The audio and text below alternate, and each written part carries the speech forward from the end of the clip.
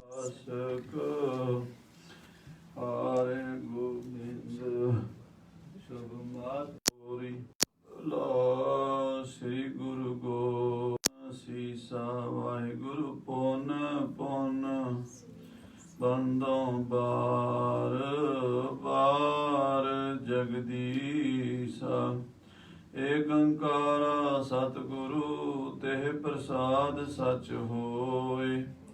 ਵਾਹਿਗੁਰੂ ਜੀ ਕੀ ਫਤਿਹ ਹੈ ਵਿਘਨ ਬਿਨਾਸਨ ਸੋਏ।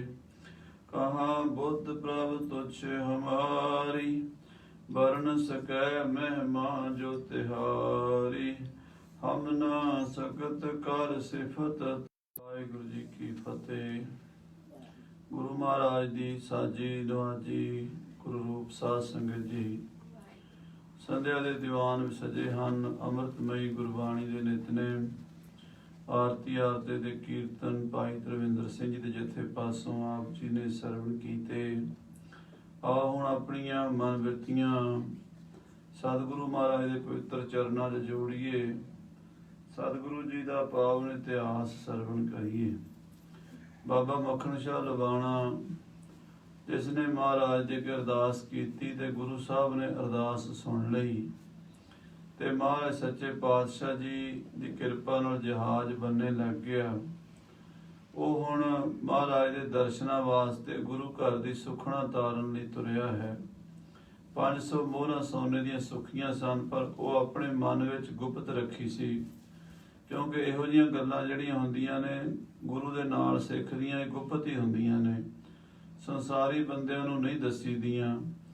ਪਰ ਆਪ ਜੀ ਦਾ ਨਿਸ਼ਚਾ ਪੱਕਾ ਸੀ ਵੀ ਮੇਰਾ ਜਹਾਜ਼ ਗੁਰੂ ਨੇ ਹੀ ਬੰਨੇ ਲਾਇਆ ਹੈ। ਭਾਈ ਸਾਹਿਬ ਪੰਜਾਬ ਵੱਲ ਆ ਰਹੇ ਨੇ, ਉਹ ਕਥਾ ਸੁਣੀਏ, ਪ੍ਰੇਮ ਨਾਲ ਆਖੀਏ ਸਤਨਾਮ ਸ੍ਰੀ ਵਾਹਿਗੁਰੂ ਸਾਹਿਬ ਜੀ, ਸਤਨਾਮ ਸ੍ਰੀ ਵਾਹਿਗੁਰੂ ਸਾਹਿਬ ਜੀ। ਮਾਰਗ ਆਏ ਉਲੰਘ ਕੇ ਸਾਰਾ ਪਿੰਡ ਤੈਅ ਕਰਕੇ ਗੁਜਰਾਤ ਕਾਠੀਆਵਾੜ ਦੇ ਇਲਾਕੇ ਚੋਂ ਚੱਲ ਕੇ ਪੰਜਾਬ ਵੱਲ ਆ ਗਿਆ। ਮੱਖਣ ਸ਼ਾਹ ਬਿਸਾਲ ਬੜਾ ਵੱਡਾ ਸ਼ਾਹੂਕਾਰ ਭਾਈ ਮੱਖਣ ਸ਼ਾਹ ਲਵਾਣਾ ਦੇਸ਼ ਬਿਖਾਸਨ ਭੋ ਕਰਿਓ। ਦੇਸ਼ ਸਾਰੇ ਵਿੱਚ ਇਹ ਗੱਲ ਫੈਲੀ ਹੋਈ ਸੀ। ਜਿਸ ਪ੍ਰਕਾਰ ਗੁਰਚਾਲ ਗੁਰੂ ਘਰ ਦੀ ਜਿਹੜੀ ਮਰਜ਼ਾਦਾ ਦੇ ਬਾਰੇ ਚੱਲ ਰਿਹਾ ਸੀ ਵੀ 8ਵੇਂ ਪਾਤਸ਼ਾਹ ਜੋਤੀ ਜੋਤ ਸਮਾ ਗਏ ਨੇ, 9ਵੇਂ ਪਾਤਸ਼ਾਹ ਅਜੇ ਪ੍ਰਗਟ ਨਹੀਂ ਹੋਏ। ਇਹ ਚਰਚਾ ਜਿਹੜੀ ਸੀ ਸਾਰੇ ਹਿੰਦੁਸਤਾਨ ਵਿੱਚ, ਖਾਸ ਕਰਕੇ ਜਿਹੜੇ ਗੁਰੂ ਘਰ ਨਾਲ ਸੰਬੰਧਿਤ ਲੋਕ ਸਨ, ਉਹਨਾਂ ਦੇ ਵਿੱਚ ਇਹ ਚਰਚਾ ਥਾਂ ਥਾਂ ਤੇ ਫੈਲ ਰਹੀ ਸੀ। ਚਾਪਈ ਸ਼੍ਰੀ ਹਰਿਕ੍ਰਿਸ਼ਨ ਬਾਗ ਜਿਮ ਕਹਿਓ। ਜਿਵੇਂ ਸ੍ਰੀ ਗੁਰੂ ਹਰਿਕ੍ਰਿਸ਼ਨ ਸਾਹਿਬ ਜੀ ਮਹਾਰਾਜ ਨੇ ਬਚਨ ਕਹੇ ਸਨ, ਕਿਨਹੁ ਗੁਰੂ ਰੂਪ ਨਹਿ ਲਹਿਓ। ਉਹ ਗੱਲ ਸੀ ਵੀ ਬਾਬੇ ਬਕਾਲੇ ਵਿੱਚ ਬਾਬਾ ਜੀ ਪ੍ਰਗਟ ਹੋਣਗੇ, ਪਰ ਅਜੇ ਤੱਕ ਕਿਸੇ ਨੂੰ ਨਿਰਣਾ ਨਹੀਂ ਹੋਇਆ ਵੀ ਕਿਹੜੇ ਗੁਰੂ ਸਾਹਿਬ ਹਨ ਤੇ ਬਾਬੇ ਬਕਾਲੇ ਵਿੱਚ ਕਿਹਨਾਂ ਨੂੰ ਮੱਥਾ ਟੇਕਣਾ ਹੈ। ਬੀਚ ਬਕਾਲੇ ਗੁਰੂ ਕਹਾਵੇ। ਇਹ ਗੱਲ ਭਾਈ ਮੱਖਣ ਸ਼ਾਹ ਨੂੰ ਵੀ ਪਤਾ ਲੱਗੀ ਵੀ ਬਾਬੇ ਬਕਾਲੇ ਦਾ ਬਚਨ ਕਰਕੇ ਗਏ ਨੇ 8ਵੇਂ ਪਾਤਸ਼ਾਹ ਵੀ ਉੱਥੇ ਗੁਰੂ ਸਾਹਿਬ ਪ੍ਰਗਟ ਹੋਣਗੇ। ਦੁਆ ਬਿਨਸਤ ਕਾ ਦੀਨ ਪਜਾਵੇ। 22 ਗੱਦੀਆਂ ਉੱਥੇ ਲੱਗੀਆਂ ਹੋਈਆਂ ਨੇ, 22 ਮੰਜੀਆਂ ਲਾ ਕੇ ਗੱਦੀਆਂ ਲਾ ਕੇ ਸਿੱਖ ਬੈਠੇ ਹੋਏ ਨੇ। ਸੋਢੀ ਆਪਣੇ ਆਪ ਨੂੰ ਗੁਰੂ ਕਹਾਉਂਦੇ ਹਨ। ਨਵ ਮਹਿਸੂਰ ਨ ਪ੍ਰਗਟ ਹੈ ਜਾਵਦ। ਜਿੰਨਾ ਚਿਰ ਕਹਿੰਦੇ ਨੇ ਆਕਾਸ਼ ਵਿੱਚ ਸੂਰਜ ਨਹੀਂ ਚੜ੍ਹਦਾ, ਅਡਗਨ ਅਦਕ ਪ੍ਰਕਾਸ਼ ਹਤਾਵਦ। ਉਹਨਾਂ ਚਿਰ ਤਾਰੇ ਬਹੁਤ ਟਿਮਟਿਮਾਉਂਦੇ ਹਨ। ਜਾਂ ਤੇ ਲਖੀਅਤ ਹੈ ਇਸ ਭਾਏ। ਇਸ ਤਰ੍ਹਾਂ ਜਾਪਦਾ ਹੈ ਅਬਲਾ ਗੁਰਨਾ ਪਾ ਬਿਦਤਾਏ। ਕਿ ਗੁਰੂ ਰੂਪੀ ਸੂਰਜ ਅਜੇ ਨਹੀਂ ਚੜਿਆ, ਤਾਂ ਹੀ 22 ਤਾਰੇ ਟਿਮਟਿਮਾ ਰਹੇ ਹਨ। ਮੱਖਣ ਸ਼ਾਹ ਸੁਨਤ ਸੰਦੇਹ। ਇਹ ਸੁਣ ਕੇ ਬਾਬਾ ਮੱਖਣ ਸ਼ਾਹ ਨੂੰ ਵੀ ਸੰਸਾ ਹੋ ਗਿਆ। ਮਾਨਸ ਸੰਸਾ ਮਾਨ ਅਸ਼ੇਹ। ਮਨ ਦੇ ਵਿੱਚ ਬੜਾ ਸੰਸਾ ਮੰਨਿਆ ਵੀ ਹੁਣ ਕੀ ਬਣੇਗਾ। ਮੈਂ ਤਾਂ ਗੁਰੂ ਸਾਹਿਬ ਦੇ ਦਰਸ਼ਨ ਕਰਨੇ ਸੀ, ਗੁਰੂ ਸਾਹਿਬ ਨੂੰ ਭੇਟਾ ਦੇਣੀ ਸੀ, ਗੁਰੂ ਦਾ ਸ਼ੁਕਰਾਨਾ ਕਰਨਾ ਸੀ, ਪਰ ਮੇਰੀ ਗੱਲ ਤਾਂ ਮੇਰੇ ਮਨ ਵਿੱਚ ਹੀ ਰਹਿ ਗਈ ਹੈ। ਬਹੁਤ ਅਨ ਲਾਭ ਬਨਜ ਤੇ ਆਵਾ। ਕਹਿੰਦੇ ਬਹੁਤ ਜ਼ਿਆਦਾ ਧਨ ਵਣਜ ਵਪਾਰ ਤੋਂ ਆਇਆ ਹੈ। ਤਿਹ ਦਸਵੰਧ ਕੋ ਮੈਂ ਨਿਕਸਾਵਾ। ਕਹਿੰਦੇ ਗੁਰੂ ਮਹਾਰਾਜ ਸੱਚੇ ਪਾਤਸ਼ਾਹ ਦਾ ਮੈਂ ਦਸਵੰਧ ਕੱਢਿਆ ਹੈ। ਉਦਤ ਜਹਾਜ਼ ਅਟਕ ਜਬ ਗਇਓ। ਜਦੋਂ ਸਮੁੰਦਰ 'ਚ ਮੇਰਾ ਜਹਾਜ਼ ਅਟਕ ਗਿਆ ਸੀ, ਤਹਾਂ ਸਹਾਇਕ ਸਤਿਗੁਰ ਭਇਓ। ਉੱਥੇ ਮਹਾਰਾਜ ਜੀ ਨੇ ਹੀ ਮੇਰੀ ਸਹਾਇਤਾ ਕੀਤੀ ਹੈ। ਸਤਿਗੁਰੂ ਨਾਨਕ ਦੇਵ ਜੀ ਦੀ ਗੱਦੀ ਦੇ ਮਾਲਕ ਜਿਹੜੇ ਵੀ ਗੁਰੂ ਹਨ, ਤਬ ਮਨ ਤੇ ਮੈਂ ਦਰਬ ਕਨੇਰਾ। ਉਦੋਂ ਮੈਂ ਅਰਦਾਸ ਕੀਤੀ ਸੀ ਮਨ ਦੇ ਵਿੱਚ ਹੀ ਅਰਪਨ ਚਾਹਿਆ ਗੁਰਨ ਕੇ ਪੈਰਾ। ਕਿ ਗੁਰੂ ਦੀ ਮਾਇਆ ਗੁਰੂ ਦੇ ਚਰਨਾਂ 'ਚ ਅਰਪਣ ਕਰਾਂਗਾ। ਬਹੁਤ ਬਿਦ ਅਬ ਲਿਆਵਨ ਕੀਨਾ। ਹੁਣ ਬਹੁਤ ਮਾਇਆ ਕਮਾਈ ਹੈ, ਲੱਖਾਂ ਦਾ ਮੈਨੂੰ ਨਫਾ ਹੋਇਆ ਹੈ। ਸਤਿਗੁਰ ਭੇਟ ਚਾਹਾ ਮੈਂ ਦੀਨਾ। ਮੈਂ ਗੁਰੂ ਦੀ ਭੇਟਾ, ਗੁਰੂ ਦੀ ਸੁਖਣਾ, ਗੁਰੂ ਦਾ ਦਸਵੰਧ ਸਾਰਾ ਹੀ ਦੇਣਾ ਹੈ। ਕਿਸ ਪ੍ਰਕਾਰ ਕਰ ਸਕਬ ਪਛਾਨ। ਪਰ ਹੁਣ ਗੁਰੂ ਦੀ ਪਛਾਣ ਕਿਵੇਂ ਕਰਾਂ? ਅਸਲੀ ਗੁਰੂ ਕਿਹੜਾ ਹੈ ਤੇ ਨਕਲੀ ਗੁਰੂ ਬਾਈ ਬਣੇ ਬੈਠੇ ਨੇ। ਕੀ ਪਤਾ ਇਹਨਾਂ ਬਾਈਆਂ ਵਿੱਚ ਕੋਈ ਅਸਲੀ ਵੀ ਹੋਵੇ। ਇਸ ਗੱਲ ਦਾ ਨਿਰਣਾ ਬਾਬਾ ਮੱਖਣ ਸ਼ਾਹ ਨੂੰ ਨਹੀਂ ਹੋ ਰਿਹਾ। ਭੇ ਹਰਿ ਕ੍ਰਿਸ਼ਨ ਸੋ ਅੰਤਰ ਧਿਆਨ। ਇਹ ਵੀ ਪਤਾ ਲੱਗਾ ਵੀ 8ਵੇਂ ਪਾਤਸ਼ਾਹ ਦਿੱਲੀ ਵਿੱਚ ਅੰਤਰ ਧਿਆਨ ਹੋ ਗਏ ਨੇ। ਭਾਵ ਗੁਰੂ ਹਰਕ੍ਰਿਸ਼ਨ ਸਾਹਿਬ ਜੀ ਜੋਤੀ ਜੋਤ ਸਮਾ ਗਏ ਨੇ। ਕੇ ਹਰ ਵਸਤ ਕਰੀ ਕਹ ਦੇਨ। ਹੁਣ ਇਹ ਬਾਬਾ ਮੱਖਣ ਸ਼ਾਹ ਵਾਸਤੇ ਬੜੀ ਸਮੱਸਿਆ ਬਣ ਗਈ ਵੀ ਸ਼ੇਰ ਦੀ ਚੀਜ਼ ਹਾਥੀ ਨੂੰ ਕਿਵੇਂ ਦਈਏ। ਠੀਕ ਹੈ ਵੀ ਹਾਥੀ ਵੀ ਬੜਾ ਵੱਡਾ ਤਗੜਾ ਮੋਟਾ ਤਾਜ਼ਾ ਹੈ, ਪਰ ਸ਼ੇਰ ਦੀ ਰੀਸ ਤਾਂ ਨਹੀਂ ਨਾ ਕਰ ਸਕਦਾ। ਜੇ ਸ਼ੇਰ ਦੀ ਭੇਟਾ ਜਾ ਕੇ ਹਾਥੀ ਨੂੰ ਦਈਏ ਵੀ ਲਓ ਤੁਸੀਂ ਸਾਂਭੋ, ਤੇ ਉਹ ਫਿਰ ਅਣਬਣ ਹੋ ਜਾਂਦੀ ਹੈ, ਉਹ ਅਸਮੰਜਸ ਹੁੰਦੀ ਹੈ ਗੱਲ। ਕਿਮ ਪੁਨ ਚਾਹਤਨ ਤੇ ਫਲ ਲੈਨ। ਫਿਰ ਉਹ ਸ਼ੇਰ ਫਲ ਥੋੜਾ ਦੇਵੇਗਾ। ਜੇ ਆਪਾਂ ਉਹਦੀ ਭੇਟਾ ਕਿਸੇ ਹੋਰ ਨੂੰ ਦਈਏ, ਗੁਰੂ ਦੀ ਭੇਟਾ ਗੁਰੂ ਨੂੰ ਹੀ ਪਹੁੰਚਣੀ ਚਾਹੀਦੀ ਹੈ। ਕੱਚਿਆਂ ਪਿੱਲਿਆਂ ਦੇ ਕੋਲ ਗੁਰੂ ਦੀ ਭੇਟਾ ਨਹੀਂ ਦੇਣੀ ਚਾਹੀਦੀ। ਹੋਵਹਿ ਨਿਸ਼ਚੈ ਗੁਰੂ ਨ ਚਾਵਤ। ਜਿੰਨਾ ਚਿਰ ਪੂਰੇ ਗੁਰੂ ਦਾ ਮੈਂ ਨਿਸ਼ਚਾ ਨਹੀਂ ਕਰ ਲੈਂਦਾ ਵੀ ਇਹ ਗੁਰੂ ਹੈ, ਅਸਮੰਜਸ ਤਨ ਅਰਪਨ ਦਾਵਤ। ਉਹਨਾਂ ਚਿਰ ਪੈਸੇ ਦੇਣੇ ਠੀਕ ਨਹੀਂ ਹੈ। ਇੰਨੀ ਮਾਇਆ ਹੈ ਗੁਰੂ ਘਰ ਦੀ, 500 ਮੋਹਰਾਂ ਸੋਨੇ ਦੀਆਂ ਤਾਂ ਸੁਖਣਾ ਹੀ ਸੁਖੀ ਸੀ। ਬਾਕੀ ਹੋਰ ਵੀ ਦਸਵੰਧ ਮਾਇਆ ਕਾਫੀ ਸੀ। ਕਹਿੰਦਾ ਵੀ ਇਹ ਮਾਇਆ ਮੈਂ ਜੇ ਕਿਸੇ ਹੋਰ ਨੂੰ ਦਿਆਂ ਤਾਂ ਉਹ ਤਾਂ ਫਿਰ ਸ਼ੇਰ ਦੀ ਭੇਟਾ ਹਾਥੀ ਨੂੰ ਦੇਣ ਵਾਲੀ ਗੱਲ ਹੋਵੇਗੀ। ਕੌਣ ਸਤਲ ਮਹ ਖੋਜੋ ਗੁਰ ਕੋ। ਮੈਂ ਹੁਣ ਗੁਰੂ ਨੂੰ ਕਿੱਥੋਂ ਲੱਭਾਂ? 22 ਮੰਜੀਆਂ ਲੱਗੀਆਂ ਹੋਈਆਂ ਨੇ, ਪੂਰੇ ਗੁਰੂ ਦੀ ਮੈਨੂੰ ਕਿਵੇਂ ਪਛਾਣ ਆਵੇਗੀ? ਹੋਏ ਮਨੋਰਥ ਪੂਰਨ ਉਰ ਕੋ। ਤਾਂ ਮੇਰੇ ਮਨ ਦਾ ਮਨੋਰਥ ਪੂਰਾ ਹੋ ਜਾਵੇ। ਐਸਾ ਕੋਈ ਪੂਰਾ ਗੁਰੂ ਹੋਵੇ ਇਹਨਾਂ ਬਾਈਆਂ ਵਿੱਚੋਂ ਹੀ। ਗੁਰ ਹਰਿ ਕ੍ਰਿਸ਼ਨ ਬਾਕ ਅਨਸਾਰਾ। ਕਿਉਂਕਿ ਸ੍ਰੀ ਗੁਰੂ ਹਰਕ੍ਰਿਸ਼ਨ ਸਾਹਿਬ ਜੀ ਦਾ ਬਚਨ ਬਾਬੇ ਬਕਾਲੇ ਦਾ ਹੀ ਹੋਇਆ ਹੈ। ਚਹੇ ਬਕਾਲੇ ਗ੍ਰਾਮ ਮਝਾਰਾ। ਫਿਰ ਇਹਦਾ ਮਤਲਬ ਹੈ ਗੁਰੂ ਸਾਹਿਬ ਬਕਾਲੇ 'ਚ ਹੀ ਹੋਣਗੇ। ਜੇ ਗੁਰੂ ਸਾਹਿਬ ਨੇ 8ਵੇਂ ਪਾਤਸ਼ਾਹ ਨੇ ਕਿਹਾ ਵੀ 9ਵੇਂ ਪਾਤਸ਼ਾਹ ਬਕਾਲੇ 'ਚ ਪ੍ਰਗਟ ਹੋਣਗੇ, ਤਾਂ ਇਹਦਾ ਮਤਲਬ ਇਹੀ ਹੈ ਵੀ ਉਹ ਬਕਾਲੇ ਵਿੱਚ ਹੀ ਮੌਜੂਦ ਹੋਣੇ ਹਨ ਇਸ ਵੇਲੇ। ਗੁਰੂ ਬਚਨ ਪਰ ਸ਼ਰਧਾ ਧਰਨੀ। ਗੁਰੂ ਸਾਹਿਬ ਜੀ ਦੇ ਬਚਨਾਂ ਤੇ ਸਿੱਖ ਨੂੰ ਨਿਸ਼ਚਾ ਰੱਖਣਾ ਚਾਹੀਦਾ ਹੈ, ਭਰੋਸਾ ਰੱਖਣਾ ਚਾਹੀਦਾ ਹੈ। ਗੁਰੂ ਦੇ ਬਚਨਾਂ ਤੇ ਕਿਸੇ ਤਰ੍ਹਾਂ ਦਾ ਵੀ ਸ਼ੰਕਾ ਨਹੀਂ ਕਰਨਾ ਚਾਹੀਦਾ। ਬ੍ਰਦਨ ਇਹ ਉਤਮ ਗਤ ਵਰਣੀ। ਬਜ਼ੁਰਗਾਂ ਨੇ, ਸਿਆਣਿਆਂ ਨੇ, ਵਿਦਵਾਨਾਂ ਨੇ ਇਹ ਬਹੁਤ ਵੱਡੀ ਗੱਲ ਦੱਸੀ ਹੈ ਵੀ ਸ਼ਰਧਾਵਾਨ ਲਭਤੇ ਗਿਆਨ। ਸ਼ਰਧਾਵਾਨ ਹੀ ਬ੍ਰਹਮ ਗਿਆਨ ਤੱਕ ਪਹੁੰਚਦਾ ਹੈ। ਉਹਦੀ ਮੁਕਤੀ ਹੁੰਦੀ ਹੈ, ਉਹਦਾ ਹੀ ਕਲਿਆਣ ਹੁੰਦਾ, ਉਹਦਾ ਹੀ ਭਲਾ ਹੁੰਦਾ ਜਿਹਦੇ ਕੋਲ ਸ਼ਰਧਾ ਹੁੰਦੀ ਹੈ। ਹੋਏ ਜੇ ਸਿੱਖੇ ਅਸ਼ਰਧਾਵਾਨ। ਕਹਿੰਦੇ ਜਿਹੜਾ ਕੋਈ ਸਿੱਖ ਹੋ ਕੇ ਸ਼ਰਧਾ ਤੋਂ ਰਹਿਤ ਹੋ ਜਾਵੇ, ਜਿਹੜਾ ਸਿੱਖ ਬਣੇ ਪਰ ਸ਼ਰਧਾ ਰੱਖੇ ਨਾ ਗੁਰੂ ਉੱਤੇ, ਨਹਿ ਸਿੱਖੀ ਫਲ ਲਹਿ ਸੋ ਨਿਦਾਨ। ਉਸ ਨੂੰ ਅਖੀਰ ਸਿੱਖੀ ਦੀ ਪ੍ਰਾਪਤੀ ਨਹੀਂ ਹੁੰਦੀ।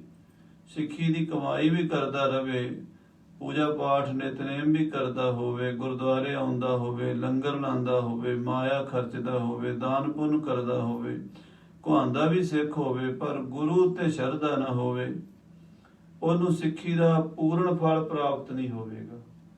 ਅਸਲ ਪਦਵੀ ਜਿਹੜੀ ਹੈ ਨਾ ਮੁਕਤੀ ਦੀ, ਉਹ ਨਹੀਂ ਮਿਲੇਗੀ। ਸ਼ਰਧਾ ਸਿੱਖੀ ਮੂਲ ਮਹਾਨੀ। ਸ਼ਰਧਾ ਜਿਹੜੀ ਹੈ ਸਿੱਖੀ ਦੀ ਜੜ ਹੈ, ਸਿੱਖੀ ਦਾ ਮੂਲ ਹੈ। ਜੇ ਜੜ ਨਾ ਹੋਵੇ ਦਰਖਤ ਹੁੰਦਾ ਹੀ ਨਹੀਂ। ਜੜ ਹੋਵੇ ਤੇ ਦਰਖਤ ਉੱਚਾ ਹੁੰਦਾ, ਜੇ ਜੜ ਕੱਟੀ ਜਾਵੇ ਦਰਖਤ ਵੀ ਕੱਟਿਆ ਜਾਂਦਾ ਹੈ। ਇਹ ਸਿੱਖੀ ਰੂਪੀ ਜਿਹੜਾ ਦਰਖਤ ਹੈ ਨਾ, ਇਹਦੀ ਜੜ ਸ਼ਰਧਾ ਹੈ। ਜੇ ਸ਼ਰਧਾ ਦੀ ਜੜ ਕੱਟੀ ਜਾਵੇ ਤੇ ਸਿੱਖੀ ਦਾ ਬੂਟਾ ਕੁਮਲਾ ਜਾਂਦਾ ਹੈ। ਬਿਨ ਸ਼ਰਧਾ ਸਿੱਖੀ ਹੋਏ ਹਾਨੀ। ਬਿਨਾਂ ਸ਼ਰਧਾ ਦੇ ਸਿੱਖੀ ਨਾਸ ਹੋ ਜਾਂਦੀ ਹੈ, ਸਿੱਖੀ ਮਨ ਚੋਂ ਨਿਕਲ ਜਾਂਦੀ ਹੈ, ਬੰਦਾ ਨਾਸਤਕ ਹੋ ਜਾਂਦਾ ਹੈ। ਬਿਨਾ ਮੂਲ ਤੇ ਮੁਕਤ ਜੇ ਫਲ ਹੈ। ਕਹਿੰਦੇ ਬਿਨਾਂ ਦਰਖਤ ਜੜ ਦੇ, ਜੇ ਜੜ ਹੋਵੇਗੀ ਤੇ ਉੱਤੇ ਦਰਖਤ ਹੋਵੇਗਾ ਤੇ ਉਹਨੂੰ ਫਲ ਲੱਗੇਗਾ ਨਾ। ਜੇ ਸ਼ਰਧਾ ਦੀ ਜੜ ਹੋਵੇਗੀ, ਸਿੱਖੀ ਦਾ ਬੂਟਾ ਲੱਗੇਗਾ ਤੇ ਸਿੱਖੀ ਦੇ ਬੂਟੇ ਨੂੰ ਮੁਕਤੀ ਦਾ ਫਲ ਲੱਗੇਗਾ। ਜੇ ਦਰਖਤ ਹੀ ਸੜ ਗਿਆ, ਜੜ ਹੀ ਕੱਟੀ ਗਈ, ਫਲ ਕਿੱਥੋਂ ਆਣਾ? ਮੁਕਤੀ ਕਿੱਥੋਂ ਹੋਣੀ ਹੈ ਜੀਵ ਦੀ? ਸੋ ਬਿਨਾਂ ਸ਼ਰਧਾ ਦੇ ਨਾ ਤਾਂ ਸਿੱਖੀ ਦਾ ਬੂਟਾ ਛਾਂ ਦਿੰਦਾ ਹੈ ਤੇ ਨਾ ਹੀ ਮੁਕਤੀ ਦਾ ਫਲ ਦਿੰਦਾ ਹੈ। ਨਹਿ ਪ੍ਰਾਪਤ ਹੋਵਤ ਕਿਸ ਥਲ ਹੈ। ਕਿਤੇ ਵੀ ਚਲੇ ਜਾਓ ਸੰਸਾਰ ਦੇ ਵਿੱਚ, ਫਲ ਲੈਣਾ ਪਹਿਲਾਂ ਜੜ ਨੂੰ ਪਾਣੀ ਦੇਣਾ ਪਏਗਾ। ਜੜ ਦੇ ਵਿੱਚੋਂ ਬੂਟਾ ਉੱਗੇਗਾ, ਉੱਗ ਕੇ ਵੱਡਾ ਹੋਵੇਗਾ, ਉਹਦੇ ਤਣੇ ਟਾਹਣੇ ਪੱਤੇ ਸਾਰਾ ਕੁਝ ਹੋਵੇਗਾ, ਫਿਰ ਉਹਨੂੰ ਬੂਰ ਲੱਗੇਗਾ, ਫਿਰ ਉਹਨੂੰ ਫਲ ਲੱਗੇਗਾ ਤੇ ਫਿਰ ਉਹ ਫਲ ਕੋਈ ਖਾਵੇਗਾ, ਪੱਕੇਗਾ। ਜੜ ਹੀ ਸੁੱਕ ਜੇ, ਨਾ ਉਹਦਾ ਦਰਖਤ ਹੋਵੇ ਤੇ ਨਾ ਹੀ ਉਹਦੇ ਪੱਤੇ, ਨਾ ਟਾਹਣੀਆਂ, ਨਾ ਫਲ, ਨਾ ਫੁੱਲ, ਕੁਝ ਵੀ ਨਹੀਂ ਹੁੰਦਾ। ਸ਼ਰਧਾ ਤੇ ਉਰ ਤਰ ਉਪਦੇਸ਼। ਇਸ ਕਰਕੇ ਪਹਿਲਾ ਸਟੈਪ ਗੁਰੂ ਘਰ 'ਚ ਸ਼ਰਧਾ ਰੱਖਣੀ। ਸ਼ਰਧਾ ਦੇ ਨਾਲ ਫਿਰ ਗੁਰੂ ਦਾ ਉਪਦੇਸ਼ ਆਪਣੇ ਮਨ 'ਚ ਧਾਰਨ ਕਰੀਦਾ ਹੈ। ਪਾਏ ਅਚਲ ਸੁਖ ਤਜਹ ਕਲੇਸ਼। ਜਿਹੜਾ ਸ਼ਰਧਾ ਰੱਖਦਾ ਅਚਲ ਸੁਖ ਨੂੰ ਪਾ ਲੈਂਦਾ ਹੈ, ਉਹਦੇ ਸਾਰੇ ਕਲੇਸ਼ ਕੱਟੇ ਜਾਂਦੇ ਹਨ। ਗੁਰਬਚ ਪਰ ਸ਼ਰਧਾ ਧਰਿਆ ਤੇ। ਇਸ ਕਰਕੇ ਮੈਨੂੰ ਗੁਰੂ ਹਰਿਕ੍ਰਿਸ਼ਨ ਸਾਹਿਬ ਦੇ ਬਚਨਾਂ ਤੇ ਸ਼ਰਧਾ ਰੱਖਣੀ ਚਾਹੀਦੀ ਹੈ। ਵੀ ਉਹਨਾਂ ਨੇ ਬਚਨ ਇਹ ਕਿਹਾ ਸੀ ਕਿ ਬਾਬਾ ਬਕਾਲੇ, ਇਹਦਾ ਮਤਲਬ ਹੈ ਵੀ ਭਾਵੇਂ 22 ਮੰਜੀਆਂ ਡੱਠੀਆਂ ਨੇ, ਬਾਬਾ ਬਕਾਲੇ ਵਿੱਚ ਹੀ ਹੈ। ਜੇ ਗੁਰੂ ਸਾਹਿਬ ਨੇ ਕਿਹਾ ਨਾ ਬਾਬੇ ਬਕਾਲੇ ਬਾਬਾ ਹੈ, ਤਾਂ ਉੱਥੇ ਬਾਬਾ ਜ਼ਰੂਰ ਪ੍ਰਗਟ ਹੋਵੇਗਾ। ਮੈਖੋ ਜੋ ਪ੍ਰਾਪਤ ਹੋਏ ਜਾਂਦੇ। ਮੱਖਣ ਸ਼ਾਹ ਨੂੰ ਵਿਸ਼ਵਾਸ ਹੋਇਆ ਵੀ ਆਪਾਂ ਚੱਲ ਕੇ ਬਕਾਲੇ ਵਿੱਚ ਹੀ ਖੋਜ ਕਰੀਏ, ਜਦੋਂ ਲੱਭ ਜਾਣਗੇ ਉਦੋਂ ਸੰਗਤ ਨੂੰ ਦੱਸ ਦਿਆਂਗੇ। ਬਿਨ ਗੁਰ ਮਿਲੇ ਜੇ ਹਟ ਕੇ ਗਵਨੂ। ਜੇ ਮੈਂ ਗੁਰੂ ਨੂੰ ਮਿਲੇ ਤੋਂ ਬਿਨਾਂ ਵਾਪਸ ਚਲਾ ਜਾਵਾਂ ਆਪਣੇ ਦੇਸ਼, ਹੋਏ ਬਿਅਰਥ ਦੇਸ਼ ਆ ਗਵਨੂ, ਤਾਂ ਫਿਰ ਇੰਨੀ ਦੂਰ ਆਉਣਾ ਬੇਅਰਥ ਜਾਏਗਾ। ਕਿਤੋਂ ਮੈਂ ਸਮੁੰਦਰਾਂ ਦੇ ਟਾਪੂਆਂ ਚੋਂ ਚੱਲ ਕੇ ਫਿਰ ਧਰਤੀ ਤੇ ਕਿੱਥੇ ਗੁਜਰਾਤ, ਫਿਰ ਰਸਤੇ ਵਿੱਚ ਮਹਾਰਾਸ਼ਟਰ ਜਾਂ ਰਾਜਸਥਾਨ, ਇਹ ਸਾਰਾ ਟੱਪ ਕੇ ਫਿਰ ਪੰਜਾਬ ਆਉਂਦਾ ਹੈ। ਬਹੁਤ ਲੰਮਾ ਸਫ਼ਰ ਹੈ। ਇੰਨਾ ਲੰਮਾ ਸਫ਼ਰ ਕਰਨ ਦਾ ਕੀ ਫਾਇਦਾ ਜੇ ਗੁਰੂ ਮਹਾਰਾਜ ਸੱਚੇ ਪਾਤਸ਼ਾਹ ਦੇ ਦਰਸ਼ਨ ਹੀ ਨਾ ਹੋਏ। ਕਰਮਹੀਨ ਰਹਿ ਸੰਕਟ ਭਵਨੁ। ਸਾਰੀ ਉਮਰ ਮੈਂ ਝੂਰਦਾ ਰਵਾਂਗਾ ਵੀ ਮੈਂ ਮਾੜੇ ਕਰਮਾਂ ਵਾਲਾ ਆ, ਮੈਨੂੰ ਸਤਿਗੁਰੂ ਜੀ ਦੇ ਦਰਸ਼ਨ ਨਹੀਂ ਹੋਏ, ਪੰਜਾਬ ਵਿੱਚ ਗਿਆ ਵੀ ਦਰਸ਼ਨ ਨਹੀਂ ਹੋਏ। ਸਤਿਗੁਰ ਦਿਖਾਵਜ ਨਾ ਵਹਿ ਕਵਨੁ। ਹਾਂ, ਸਤਿਗੁਰੂ ਮਹਾਰਾਜ ਸੱਚੇ ਪਾਤਸ਼ਾਹ ਆਪਣੇ ਆਪ ਗੁਪਤ ਹੋ ਕੇ ਬੈਠੇ ਨੇ ਤੇ ਆਪਣੇ ਆਪ ਹੀ ਪ੍ਰਗਟ ਹੋ ਕੇ ਦਰਸ਼ਨ ਦੇਣਗੇ। ਇਮ ਵਿਚਾਰ ਕਰ ਮਾਨਸ ਦੀਨ। ਏਦਾਂ ਵਿਚਾਰ ਕਰਕੇ ਭਾਈ ਮੱਖਣ ਸ਼ਾਹ ਲਵਾਣੇ ਨੇ ਹਿਰਦਾ ਅਰਾਧ ਹੈ ਪਗ ਮਨ ਲੀਨ। ਗੁਰੂ ਸਾਹਿਬ ਦੇ ਚਰਨਾਂ 'ਚ ਅਰਦਾਸ ਬੇਨਤੀ ਸ਼ੁਰੂ ਕਰ ਦਿੱਤੀ ਵੀ ਸਤਿਗੁਰੂ ਜੀ, ਮੈਂ ਹੁਣ ਤੁਹਾਨੂੰ ਲੱਭਣ ਆਇਆ ਤੇ ਮੇਰੀ ਇੰਨੀ ਔਕਾਤ ਨਹੀਂ ਮੈਂ ਤੁਹਾਨੂੰ ਲੱਭ ਸਕਾਂ, ਪਰ ਆਪ ਜੀ ਨੇ ਆਪ ਹੀ ਆਪਣੇ ਆਪ ਨੂੰ ਪ੍ਰਗਟ ਕਰਨਾ ਹੈ। ਮੈਂ ਕੁਝ ਨਹੀਂ ਕਰ ਸਕਦਾ, ਕਿਰਪਾ ਕਰਕੇ ਮੈਨੂੰ ਆਪਣੀ ਨਿਸ਼ਾਨੀ, ਆਪਣੇ ਪੂਰੇ ਗੁਰੂ ਹੋਣ ਦਾ ਪਤਾ ਦੱਸ ਦਿਓ। ਤਰਕ ਅਨਕ ਕੋਰੇ ਦਾ ਉਠਾਏ। ਇਹਦਾ ਮਨ ਵਿੱਚ ਕਈ ਪ੍ਰਕਾਰ ਦੀਆਂ ਗੱਲਾਂ ਦਲੀਲਾਂ ਭਾਈ ਮੱਖਣ ਸ਼ਾਹ ਸੋਚਦਾ ਹੈ। ਪੰਥ ਬਕਾਲੇ ਗਮਨਤ ਜਾਏ। ਔਰ ਬਾਬੇ ਬਕਾਲੇ ਵੱਲ ਤੁਰਿਆ ਜਾਂਦਾ ਹੈ।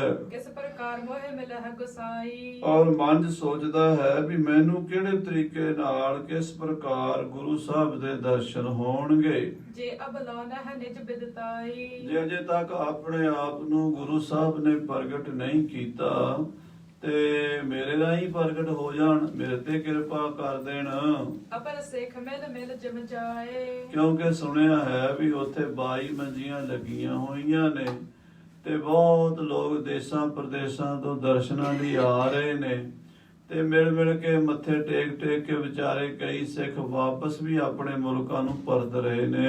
ਇਹ ਬਿਦ ਮੈਂ ਤੇ ਨਹਿ ਬਨ ਆਏ। ਪਰ ਮੇਰੇ ਕੋਲੋਂ ਤਾਂ ਏਦਾਂ ਨਹੀਂ ਬਣ ਆਉਣਾ। ਮੈਂ ਤਾਂ ਪਹਿਲੀ ਗੱਲ ਵੀ ਕਿਸੇ ਗੁਰੂ ਕੱਚੇ ਪਿੱਲੇ ਨੂੰ ਮੰਨ ਹੀ ਨਹੀਂ ਸਕਦਾ। ਪੂਰੇ ਗੁਰੂ ਤੋਂ ਬਿਨਾਂ ਮੈਂ ਕਿਸੇ ਦੇ ਅੱਗੇ ਝੁਕ ਨਹੀਂ ਸਕਦਾ ਤੇ ਜੇ ਬਿਲਕੁਲ ਗੁਰੂ ਮਿਲਿਆ ਨਾ ਤੇ ਮੈਂ ਵਾਪਸ ਨਹੀਂ ਜਾ ਸਕਦਾ। ਮੈਂ ਤੇ ਗੁਰੂ ਨੂੰ ਮਿਲ ਕੇ ਹੀ ਜਾਣਾ। ਏਦਾਂ ਦੀ ਅਰਦਾਸ ਬਾਬੇ ਮੱਖਣ ਸ਼ਾਹ ਨੇ ਕੀਤੀ ਹੈ। ਨਿਸ਼ਚਾ ਪ੍ਰਥਮ ਗੁਰੂ ਕਹੋ ਕਰਕੇ ਪਹਿਲਾਂ ਤਾਂ ਮੈਂ ਨਿਸ਼ਚਾ ਕਰਾਂਗਾ ਵੀ ਇਹ ਗੁਰੂ ਹਨ। ਗੁਰੂ ਨੂੰ ਮੈਂ ਪੂਰੀ ਤਰ੍ਹਾਂ ਨਿਰਣੇ ਕਰਕੇ ਪੱਕੇ ਤੌਰ ਤੇ ਲੱਭਾਂਗਾ। ਪਾਇਨ ਪਾਸ ਉਪਾਇਨ ਧਰਕੈ ਆਪਣੀ ਪ੍ਰੇਮ ਭੇਟਾ ਸ਼ਰਧਾ ਦੀ ਜੋ ਵੀ ਮੈਂ ਲੈ ਕੇ ਆਇਆ, ਦਸਵੰਧ ਕਾਰ ਭੇਟਾ 500 ਦਮੜਾ ਗੁਰੂ ਘਰ ਦੀ ਸੁਖਣਾ ਦਾ, ਉਹ ਸਾਰਾ ਮਹਾਰਾਜ ਨੂੰ ਮੱਥਾ ਟੇਕ ਕੇ ਸ਼੍ਰੀ ਮੁਖ ਤੇ ਸਨ ਬਾਕ ਉਦਾਰਾ ਤੇ ਸਤਿਗੁਰੂ ਜੀ ਦੇ ਰਸਨਾ ਤੋਂ ਉਪਦੇਸ਼ ਵੀ ਸੁਣਾਂਗਾ, ਉਹਨਾਂ ਦੀ ਬਾਣੀ ਸੁਣਾਂਗਾ, ਉਹਨਾਂ ਦੇ ਬਚਨ ਸੁਣਾਂਗਾ। ਕਰੋ ਜਨਮ ਕੇ ਸਫਲ ਵਿਚਾਰਾ ਫਿਰ ਆਪਣਾ ਜਨਮ ਸਫਲਾ ਕਰਾਂਗਾ। ਤਦਰਵ ਸਲਤਾ ਉਲੰਘ ਬਿਪਾਸਾ ਸਤਲੁਜ ਦਰਿਆ ਪਾਰ ਕੀਤਾ ਬਾਬੇ ਮੱਖਣ ਸ਼ਾਹ ਨੇ ਲੁਧਿਆਣੇ ਦੇ ਲਾਗਿਓਂ। ਫਿਰ ਅੱਗੇ ਆ ਗਿਆ ਬਿਆਸਾ ਦਰਿਆ, ਫਿਰ ਬਿਆਸਾ ਦਰਿਆ ਪਾਰ ਕੀਤਾ। ਪਹੁੰਚਿਓ ਜਾਏ ਬਕਾਲੇ ਪਾਸਾ ਬਿਆਸਾ ਦਰਿਆ ਟੱਪਦਿਆਂ ਹੀ ਅੱਗੇ ਬਕਾਲਾ ਪਿੰਡ ਆ ਜਾਂਦਾ ਹੈ। ਬਾਬਾ ਬਕਾਲਾ ਸਾਹਿਬ ਜਿਹਨੂੰ ਆਪਾਂ ਕਹਿੰਦੇ ਆ ਸਤਿਕਾਰ ਦੇ ਨਾਲ, ਉੱਥੇ ਜਾ ਪਹੁੰਚਿਆ। ਬਹਿਰ ਗ੍ਰਾਮ ਤੇ ਕੀਨਸ ਡੇਰਾ ਕਾਫੀ ਜ਼ਿਆਦਾ ਇਹਦੇ ਨਾਲ ਨੌਕਰ ਚਾਕਰ ਸਨ। 500 ਦਾ ਲਗਭਗ ਸ਼ਸਤਰਧਾਰੀ ਫੌਜ ਹੀ ਰੱਖੀ ਹੋਈ ਸੀ। ਬਾਕੀ ਨੌਕਰ ਚਾਕਰ ਸਨ। ਵੱਡਾ ਡੇਰਾ ਸੀ ਇਹਦਾ। ਇਹਨੇ ਬਾਬੇ ਬਕਾਲੇ ਸਾਹਿਬ ਤੋਂ ਬਾਹਰ ਹੀ ਬਹੁਤ ਵੱਡੀ ਖੁੱਲੀ ਥਾਂ ਤੇ ਛਾਉਣੀ ਪਾ ਲਈ। ਸਾਜ ਸੰਭਾਰ ਧਰੀ ਤਿਸ ਬੇਰਾ ਤੰਬੂ ਲੱਗ ਗਏ, ਗੱਡੇ ਲੱਗ ਗਏ, ਰੇੜੇ ਗੱਡੇ ਘੋੜੇ ਬੰਨ੍ਹ ਦਿੱਤੇ ਅਤੇ ਆਪੋ ਆਪਣਾ ਸਾਜੋ ਸਮਾਨ ਥਾਂ ਥਾਈ ਟਿਕਾ ਕੇ ਰੱਖ ਲਿਆ। ਸੁਨ ਕੈ ਸਦਪੀ ਸਭ ਸੋਡੀਨ ਔਰ ਇਸ ਮੱਖਣ ਸ਼ਾਹ ਸ਼ਾਹੂਕਾਰ ਦੇ ਆਉਣ ਦੀ ਖਬਰ, ਇਹਦਾ ਵੱਡਾ ਸਾਰਾ ਡੇਰਾ, ਤੰਬੂ, ਗੱਡੇ, ਰੇੜੇ, ਹਾਥੀ, ਊਂਠ, ਘੋੜੇ, ਬਹੁਤ ਵੱਡਾ ਡੇਰਾ ਵੇਖ ਕੇ ਨਾ ਸੋਢੀਆਂ ਨੂੰ ਪਤਾ ਲੱਗ ਗਿਆ ਨਿਜ ਨਿਜ ਮਨਖ ਪਠਾਵਨ ਕੀਨ ਬਈ ਕੋਈ ਮੋਟੀ ਸਾਮੀ ਆਈ ਹੈ। ਮਾਇਆ ਬਹੁਤ ਮੱਥਾ ਟੇਕੇਗਾ, ਕੋਈ ਚੰਗਾ ਸੇਠ ਆਇਆ, ਕਹਿੰਦੇ ਬਹੁਤ ਦੂਰੋਂ ਆਇਆ, ਬਾਹਰਲੇ ਮੁਲਕਾਂ 'ਚ ਰਹਿੰਦਾ ਹੈ। ਇਸ ਸਿੱਖ ਤੋਂ ਅਸੀਂ ਬਹੁਤ ਮਾਇਆ ਲੈਣੀ ਹੈ। ਇਹ ਉਮੀਦ ਦੇ ਨਾਲ 22 ਗੁਰੂਆਂ ਨੇ ਵੱਖਰੇ ਵੱਖਰੇ ਤੌਰ ਤੇ ਆਪਣੇ ਆਪਣੇ ਮੁਖੀ ਬੰਦੇ ਮੱਖਣ ਸ਼ਾਹ ਲਵਾਣੇ ਵੱਲ ਤੋਰ ਦਿੱਤੇ ਹਨ ਭੋਜਨ ਅਨੇਕ ਪ੍ਰਕਾਰ ਪਚਾਏ ਤੇ ਆਪਣੇ ਡੇਰਿਆਂ ਵਿੱਚੋਂ ਲੰਗਰ ਬਣਾ ਬਣਾ ਕੇ ਮੱਖਣ ਸ਼ਾਹ ਦੇ ਡੇਰੇ 'ਚ ਭੇਜੇ ਹਨ। ਸਾਰਿਆਂ ਨੇ ਕਸਰ ਨਹੀਂ ਛੱਡੀ, ਬਾਬੇ ਧੀਰਮਲ ਨੇ ਤੇ ਹੋਰ ਸੋਢੀਆਂ ਨੇ, ਤਾਂ ਕਿ ਬਾਬਾ ਮੱਖਣ ਸ਼ਾਹ ਸਾਡੇ ਕੋਲ ਹੀ ਆਵੇ ਤੇ ਸਾਨੂੰ ਹੀ ਮਾਇਆ ਭੇਟਾ ਕਰੇ। ਸਨਮਾਨ ਹੈ ਸਭ ਬਿਦ ਹਰ ਖਾਏ ਤੇ ਆਪਣੇ ਮਸੰਦਾਂ ਨੂੰ ਕਿਹਾ ਵੀ ਤੁਸੀਂ ਨਾ ਬੜੇ ਸਨਮਾਨ ਨਾਲ ਸੇਠ ਜੀ ਕਰਕੇ ਗੱਲ ਕਰਨੀ ਹੈ, ਉਹਨੂੰ ਖੁਸ਼ ਰੱਖਣਾ ਹੈ ਤੇ ਆਪਣੀ ਵਡਿਆਈ ਦੱਸਣੀ ਹੈ, ਸਾਡੀ ਵਡਿਆਈ ਦੱਸਣੀ ਹੈ ਵੀ ਅਸਲੀ ਗੁਰੂ ਸਾਡੇ ਵਾਲੇ ਹਨ। ਇਹ ਪ੍ਰੇਰਣਾ ਦੇਣੀ ਹੈ। ਨਿਜ ਨਿਜ ਦਿਸ਼ਾ ਮਸੰਦ ਮਹਾਨਾ ਆਪਣੇ ਆਪਣੇ ਪੱਖ ਦੇ ਮਸੰਦ ਉਪਦੇਸ਼ ਹੈ ਕਹਿ ਕਹਿ ਪਖਿਆਨਾ ਉਹ ਕਹਿੰਦੇ ਭੇਜ ਦਿੱਤੇ ਨੇ ਉਪਦੇਸ਼ ਦੇਣ ਵਾਸਤੇ। ਅਜ਼ਮਤ ਮਹਪੂਰਨ ਗੁਰ ਏਹੀ ਉਹ ਮਸੰਦ ਜਾ ਕੇ ਕੀ ਕਹਿੰਦੇ ਨੇ? ਉਹ ਕਹਿੰਦੇ ਨੇ ਦੇਖੋ ਸ਼ਾਹ ਜੀ, ਜਿਹੜੇ ਸਾਡੇ ਵਾਲੇ ਬਾਬਾ ਜੀ ਨੇ ਨਾ, ਇਹ ਕਰਾਮਾਤ 'ਚ ਪੂਰੇ ਨੇ। ਧੀਰਮਲ ਦੇ ਬੰਦੇ ਧੀਰਮਲ ਦੀਆਂ ਸਿਫਤਾਂ ਕਰਦੇ ਨੇ, ਹੋਰ ਜਿਹੜੇ ਬਾਬੇ ਬੈਠੇ ਨੇ ਉਹਨਾਂ ਦੀਆਂ ਸਿਫਤਾਂ ਕਰਨ ਵਾਲੇ ਉੱਥੇ ਉਹ ਵੀ ਜਾ ਜਾ ਕੇ ਨਾ ਮੰਜੀਆਂ ਵਾਲਿਆਂ ਦੀਆਂ, ਗੱਦੀਆਂ ਵਾਲਿਆਂ ਦੀ ਸਿਫਤਾਂ ਕਰਦੇ ਹਨ। ਸੋਢੀ ਵਿਅਰਥ ਨਾਮ ਨਿਜ ਲੇਹੀ ਹਾਂ, ਜਿਹੜਾ ਵੀ ਜਾਂਦਾ ਨਾ ਉਹ ਇਹੀ ਕਹਿੰਦਾ ਸਾਡੇ ਵਾਲਾ ਬਾਬਾ ਸਹੀ ਹੈ, ਬਾਕੀ ਜਿਹੜੇ 21 ਸੋਢੀ ਹਨ ਉਹ ਸਾਰੇ ਆਪਣਾ ਨਾਮ ਵਿਅਰਥ ਹੀ ਲੈਂਦੇ ਵੀ ਅਸੀਂ ਗੁਰੂ ਹਾਂ। ਅਪਰ ਆਏ ਦਸ ਕਾਟ ਬਤਾਵਾ ਇਹਨੇ ਨੂੰ ਕੋਈ ਹੋਰ ਸੋਢੀ ਦਾ ਚੇਲਾ ਆ ਜਾਂਦਾ, ਉਹ ਆ ਕੇ ਕਹਿੰਦਾ ਜਿਹੜੇ ਸਾਡੇ ਵਾਲੇ ਬਾਬਾ ਜੀ ਨੇ ਉਹਨਾਂ 'ਚ ਆ ਗੁਣ ਨੇ ਤੇ ਆ ਦੂਜਿਆਂ 'ਚ ਇਹ ਔਗਣ ਨੇ, ਉਹ ਦੂਜਿਆਂ ਦੀਆਂ ਘਾਟਾਂ ਕੱਢਣ ਲੱਗ ਜਾਂਦਾ ਹੈ। ਹਮ ਜਿਸ ਟੈਗ ਸੋ ਗੁਰ ਅਦਕਾਵਾ ਜਿਹੜੇ ਗੁਰੂ ਕੋਲ ਅਸੀਂ ਰਹਿੰਦੇ ਆ ਉਹ ਗੁਰੂ ਸਹੀ ਹੈ, ਉਹ ਗੁਰੂ ਅਸਲੀ ਹੈ। ਪਠੇ ਮਸੰਤ ਅਪਰ ਸੋਢੀਨ ਏਦਾਂ ਸਾਧ ਸੰਗਤ ਜੀ ਸੋਢੀਆਂ ਨੇ ਆਪਣੇ ਆਪਣੇ ਮਸੰਦ ਬਾਬੇ ਮੱਖਣ ਸ਼ਾਹ ਦੇ ਡੇਰੇ ਪਹਿਲਾਂ ਹੀ ਭੇਜ ਦਿੱਤੇ ਹਨ। ਨਿਜ ਨਿਜ ਦਸ਼ਾ ਪਰਮਾਏ ਪ੍ਰਬੀਨ ਆਪਣੇ ਆਪਣੇ ਵੱਲ ਖਿੱਚਣ ਲੱਗ ਪਏ ਹਨ। ਕਦੀ 10ਵੇਂ ਪਾਤਸ਼ਾਹ ਜੀ ਦੀ ਇੱਕ ਬਾਣੀ ਪੜ੍ਹੋ ਸਾਧ ਸੰਗਤ ਜੀ, ਉਹ ਬਾਣੀ ਹੈ 33 ਸਵਈਏ। 33 ਸਵਈਆਂ ਵਿੱਚ 10ਵੇਂ ਪਾਤਸ਼ਾਹ ਨੇ ਨਾ ਮਸੰਦਾਂ ਦੀਆਂ ਸਾਰੀਆਂ ਮਨੋਬਿਰਤੀਆਂ ਲਿਖੀਆਂ ਹਨ। ਜੋ ਕਹੋ ਸੇਵ ਮਸੰਦਨ ਕੀ ਕਹੈ, ਆਨ ਪ੍ਰਸਾਦ ਸਭੈ ਮੋਇ ਦੀਜੈ। ਜੋ ਕੁਛ ਮਾਲ ਤਵਾਲਿਆ ਸਭ ਹੀ ਉਠ ਭੇਟ ਹਮਾਰੀ ਹੀ ਕੀਜੈ। ਮਹਾਰਾਜ ਕਹਿੰਦੇ ਜਿਹੜੇ ਮਸੰਦ ਨੇ ਉਹ ਇਹ ਕਹਿੰਦੇ ਨੇ ਵੀ ਜਿੰਨੀ ਤੇਰੇ ਘਰ ਸਿੱਖਾ ਮਾਇਆ ਨਾ ਸਾਰੀ ਸਾਨੂੰ ਚੜਾ ਦੇ, ਸਾਰੀ ਭੇਟਾ ਸਾਡੇ ਅੱਗੇ ਰੱਖ ਦੇ। ਇਸ ਤਰ੍ਹਾਂ ਬਾਬੇ ਮੱਖਣ ਸ਼ਾਹ ਦੇ ਕੋਲ ਆ ਕੇ ਉਹਦੀ ਮਾਇਆ ਲੁੱਟਣ ਵਾਸਤੇ, ਉਹਦਾ ਦਸਵੰਧ ਖੋਹਣ ਵਾਸਤੇ ਇਹਨਾਂ ਸੋਢੀਆਂ ਦੇ ਮਸੰਦਾਂ ਨੇ ਜਾਲ ਵਿਛਾਣੇ ਸ਼ੁਰੂ ਕਰ ਦਿੱਤੇ। ਇੱਕ ਕੋ ਕਮੀ ਬਤਾਵਹਿ ਦੂਜਾ, ਤੇ ਇੱਕ ਮਸੰਦ ਆਪਣੇ ਬਾਬੇ ਦੀ ਤਾਂ ਸਿਫਤ ਕਰਦਾ ਤੇ ਦੂਜੇ ਦੀ ਨਿੰਦਾ ਕਰਦਾ, ਤੇ ਦੂਜੇ ਦਾ ਮਸੰਦ ਆ ਕੇ ਪਹਿਲੇ ਵਾਲੇ ਦੀ ਨਿੰਦਾ ਕਰ ਜਾਂਦਾ ਤੇ ਆਪਣੇ ਵਾਲੇ ਦੀ ਸਿਫਤ ਕਰ ਜਾਂਦਾ। ਮੱਖਣ ਸ਼ਾਹ ਵਿਚਾਰਾ ਹੈਰਾਨ ਹੈ ਵੀ ਇਹਨਾਂ ਚੋਂ ਕਿਹੜਾ ਗੁਰੂ ਸੱਚਾ ਹੈ ਤੇ ਕਿਹੜਾ ਝੂਠਾ ਹੈ, ਕਿਵੇਂ ਨਿਰਣਾ ਕਰੀਏ। ਚਿਤ ਚਾਹਤ ਸਭ ਨਿਜ ਨਿਜ ਪੂਜਾ, ਕਹਿੰਦੇ ਸਾਰੇ ਆਪਣੀ ਆਪਣੀ ਪੂਜਾ ਕਰਾਣੀ ਚਾਹੁੰਦੇ ਹਨ। ਤਨ ਕੋ ਲੋਭਤ ਰਹਿ ਉਪਦੇਸ਼ ਹੈ, ਮਾਇਆ ਦੇ ਲਾਲਚੀ ਲੋਕ ਉਪਦੇਸ਼ ਦਿੰਦੇ ਹਨ। ਗੁਰਬਾਣੀ ਦੀਆਂ ਪੰਕਤੀਆਂ ਕੰਠ ਕੀਤੀਆਂ ਹੋਈਆਂ ਨੇ ਤੇ ਗੁਰਬਾਣੀ ਦੀਆਂ ਪੰਕਤੀਆਂ ਸੁਣਾ ਸੁਣਾ ਕੇ ਨਾ ਬਾਬੇ ਮੱਖਣ ਸ਼ਾਹ ਨੂੰ ਲੁਭਾਉਣਾ ਚਾਹੁੰਦੇ ਨੇ। ਹੋਇਆ ਹਮ ਮਨਤਾ ਦੇਸ਼ ਅਸ਼ੇਸ਼ ਹੈ, ਉਹ ਇਹਨਾਂ ਦੀ ਇਹੀ ਅੰਦਰ ਮਨਸਾ ਹੈ ਵੀ ਸਾਡੀ ਮਾਨਤਾ ਸਾਰੇ ਦੇਸ਼ 'ਚ ਹੋ ਜਾਏਗੀ।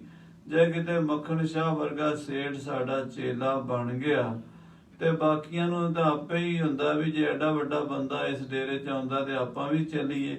ਲੋਕ ਦੇਖਾ ਦੇਖੀ ਬੜੀ ਕਰਦੇ ਆ। ਜਿੰਨੇ ਸਾਧ ਸੰਗਤ ਜੀ ਪਖੰਡੀਆਂ ਦੇ ਡੇਰੇ ਨਾ, ਇਹ ਲੋਕਾਂ ਦੀ ਦੇਖਾ ਦੇਖੀ ਕਰਕੇ ਵੀ ਬਹੁਤ ਚੱਲਦੇ ਹਨ। ਪਖੰਡੀਆਂ ਦੇ ਡੇਰੇ 'ਚ ਇੱਕ ਬੰਦਾ ਜਾਂਦਾ, ਉਹ ਚੰਗਾ ਤਗੜਾ ਮੋਟਾ ਬੰਦਾ ਹੋਵੇ ਤੇ ਪਿੰਡ ਵਾਲੇ ਕਹਿੰਦੇ ਉਹ ਐਡਾ ਵੱਡਾ ਸਰਪੰਚ ਹੈ, ਉਹ ਸ਼ਾਹੂਕਾਰ ਹੈ, ਉਹ ਸੇਠ ਹੈ, ਉਹ ਜਾਂਦੇ ਆਪਾਂ ਵੀ ਚੱਲ ਪੈਂਦੇ ਆ। ਇਸ ਤਰ੍ਹਾਂ ਮੱਖਣ ਸ਼ਾਹ ਜਦੋਂ ਸਾਨੂੰ ਮੰਨੇਗਾ ਤੇ ਸਾਰੇ ਲੋਕ ਮੰਨਣਗੇ। ਧੀਰ ਮਲ ਕੋ ਹੁਤ ਮਸੰਦ, ਉਹਨਾਂ ਮਸੰਦਾਂ ਵਿੱਚੋਂ ਜਿਹੜਾ ਧੀਰ ਮਲ ਦਾ ਸੀਹਾ ਮਸੰਦ ਸੀ, ਪੁਸ਼ਟ ਧਨਾੜ ਪਰ ਬੀਨ ਬਿਲੰਦ, ਉਹ ਵੀ ਬੜਾ ਧਨਾੜ ਤੇ ਬੜਾ ਮੋਟਾ ਤਾਜਾ, ਤੇ ਉਹਨੇ ਵੀ ਆਪਣੀ ਪੋਚਵੀਂ ਪੱਗ ਬੰਨੀ ਹੋਈ ਤੇ ਬੜਾ ਸਿਲਕ ਦਾ ਚੋਲਾ ਪਾਇਆ ਹੋਇਆ ਤੇ ਗਲ 'ਚ ਲੰਮੀ ਮਾਲਾ ਪਾਈ ਹੋਈ ਹੈ। ਸੋਭ ਆਏ ਸਨਮਾਨ ਕਰੰਤਾ, ਉਹ ਸੀਹਾ ਮਸੰਦ ਵੀ ਬੜਾ ਚੌੜਾ ਹੋਇਆ ਹੈ, ਗੋਗੜ ਛੱਡੀ ਹੋਈ ਉਹਨੇ, ਤੇ ਬਾਬੇ ਧੀਰਮਲ ਵੱਲੋਂ ਸਰੋਪੇ ਲੈ ਕੇ ਆਇਆ। ਬਾਬੇ ਮੱਖਣ ਸ਼ਾਹ ਨੂੰ ਭੇਟਾ ਕਰਨ ਵਾਸਤੇ ਸਰੋਪੇ ਲੈ ਕੇ ਆਇਆ। ਬਖਸ਼ਿਸ਼ਾਂ ਗੁਰੂ ਘਰ ਦੀਆਂ, ਦੇਗਾਂ ਕੜਾਹ ਪ੍ਰਸ਼ਾਦ ਦੀਆਂ ਤੇ ਹੋਰ ਬੜੇ ਮੇਵੇ ਵਗੈਰਾ ਲੈ ਕੇ ਆਇਆ। ਅਦਿਕ ਸਤੁਤ ਆਪਣੀ ਉਚਰੰਤਾ, ਤੇ ਜਾ ਕੇ ਆਪਣੀਆਂ ਸਿਫਤਾਂ ਆਪਣੇ ਮੂੰਹ ਤੋਂ ਆਪ ਹੀ ਕਰਨ ਲੱਗ ਪਿਆ।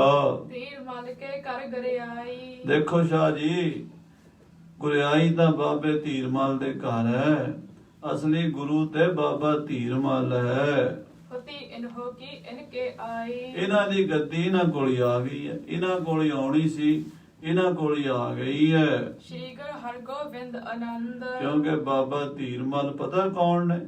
ਸ੍ਰੀ ਗੁਰੂ ਹਰਗੋਬਿੰਦ ਸਾਹਿਬ ਦੇ ਵੱਡੇ ਪੋਤੇ ਹਨ।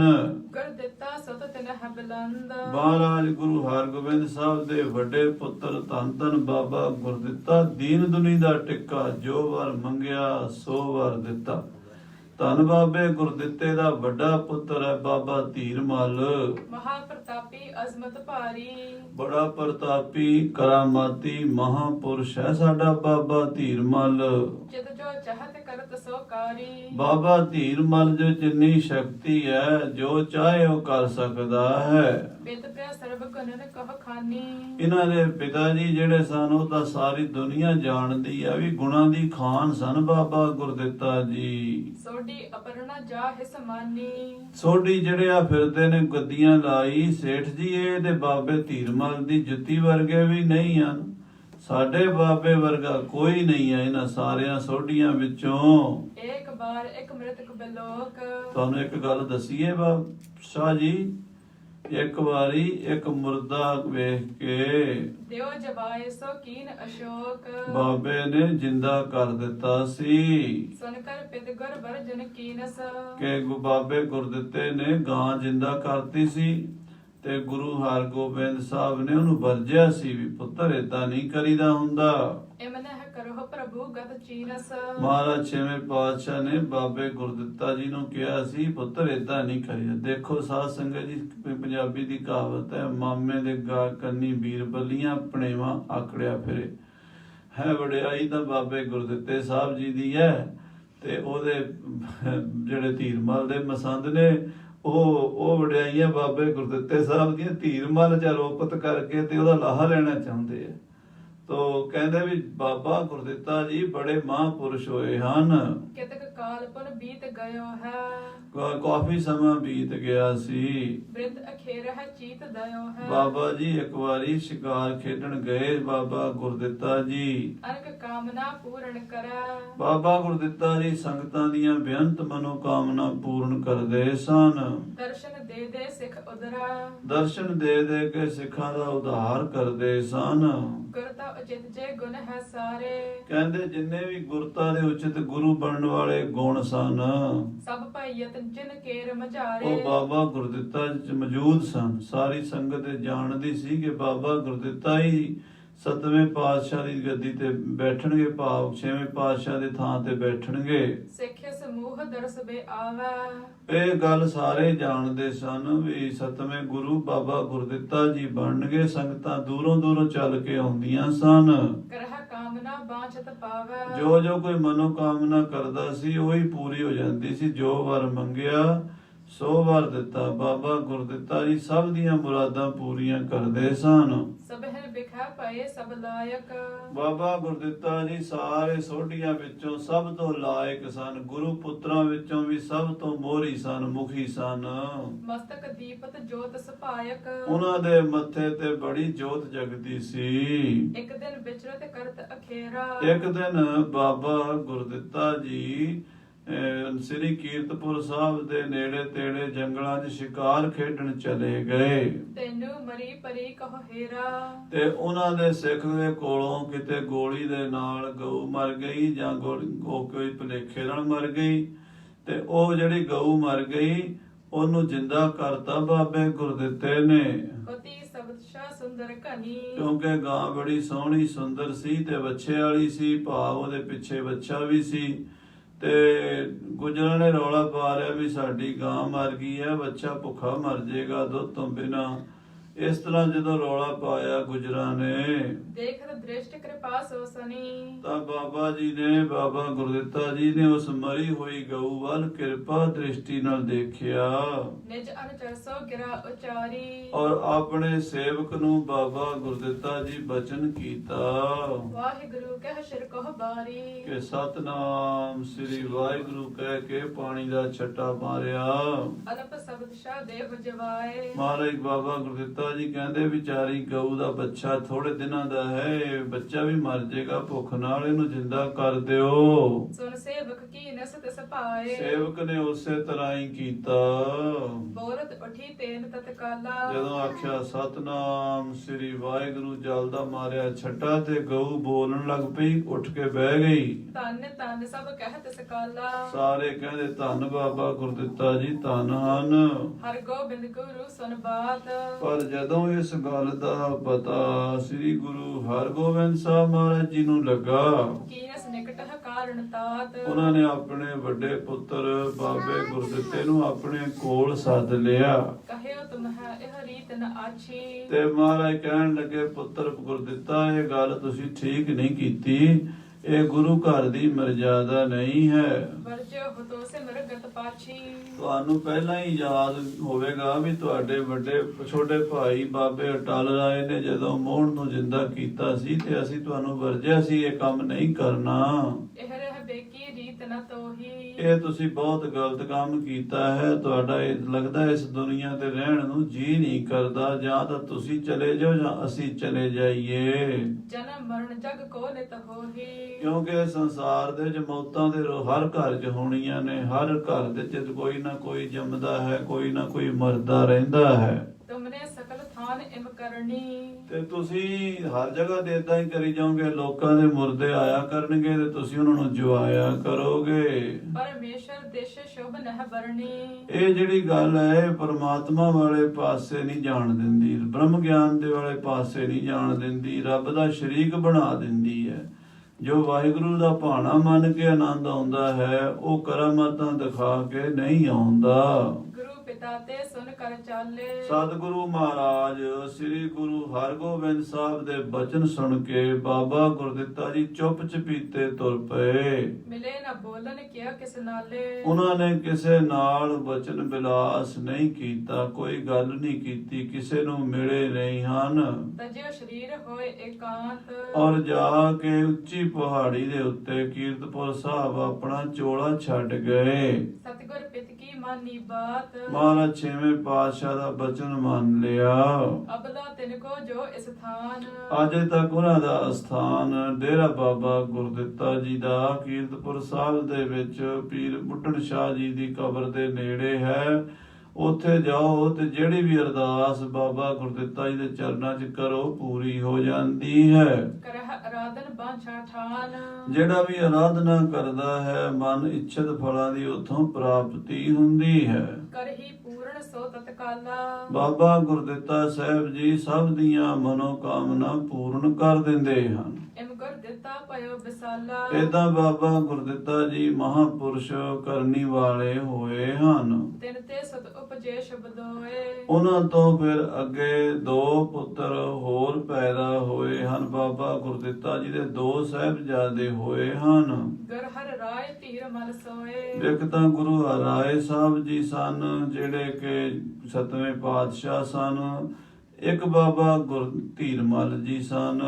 ਸ੍ਰੀ ਗੁਰ ਹਰਗੋਬਿੰਦ ਵਿਚਾਰੀ। ਗੁਰੂ ਹਰਗੋਬਿੰਦ ਸਾਹਿਬ ਜੀ ਨੇ ਵਿਚਾਰ ਕਰਕੇ ਗੁਰਤਾ ਦਈ ਨ ਪੁੱਤਰਨ ਚਾਰੀ। ਆਪਣੇ ਚਾਰ ਪੁੱਤਰਾਂ ਨੂੰ ਗੁਰਿਆਈ ਨਹੀਂ ਦਿੱਤੀ। ਲਾਇਕ ਸਤਕੇ ਪੁੱਤਰ ਵਿਚਾਰੇ। ਆਪਣੇ ਪੋਤਰਿਆਂ ਨੂੰ ਲਾਇਕ ਸਮਝ ਕੇ ਹਰੀ ਰਾਏ ਨਿਜ ਥਲ ਬੈਠਾਰੇ। ਆਪਣੀ ਥਾਂ ਤੇ ਗੁਰੂ ਹਰਗੋਬਿੰਦ ਸਾਹਿਬ ਗੁਰੂ ਹਰਿਰਾਏ ਸਾਹਿਬ ਨੂੰ ਗੱਦੀ ਤੇ ਬਿਠਾ ਗਏ। ਪੁੱਤਰ ਪ੍ਰਬੀਨ ਸਕਲ ਗੁਣ ਭਾਰੀ। ਕਿ ਪੋਤਰੇ ਤਾਂ ਬੜੇ ਸਿਆਣੇ ਪ੍ਰਵੀਨ ਸਨ, ਗੁਰੂ ਛੇਵੇਂ ਪਾਤਸ਼ਾਹ ਦੇ ਗੁਣਾਂ ਵਿੱਚ ਪੂਰੇ ਸਨ।